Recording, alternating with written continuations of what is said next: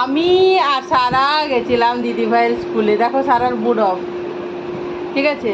কেন বলো তো, আমরা যখন যাই মিটিংয়ে তখন কি বলো তো, ওদের স্কুলের পাশে না ফুটপাতে খেলনা বসেছিল। তো আমি বললাম আগে ওপর থেকে মিটিংটা করে আসি। মিটিংটা ছিল 7th ফ্লোরে, 8তলায়। তো আমরা প্রথমে তো আগে যে কাজটা করতে গেছি সেই কাজটা করবো বলো। তো বললাম ফেরার সময় না তোমাকে দেখি কোনো খেলনা কিনে দেবো এর মধ্যে থেকে। তো যখন ফিরি তখন কী হচ্ছে সত্যি বলো, তখন ওরা উঠে চলে গেছে, তাই না? ওরা ওখান থেকে উঠে চলে গেছে আমাদের মানে আধ ঘন্টা 45 মিনিটের মধ্যেই ওরা উঠে চলে গেছে ওখান থেকে।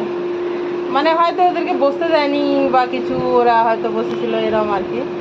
তো যাই হোক, এই দেখো সারার mood off. Hey Sara, Sara baby তাকাও একবার। বাবারে, তোমার মুখটা দেখলে না ওরা ধন্য হয়ে যাবে। আর কি ছড়িয়ে রেখেছে জিনিস দেখো বাস্কেটের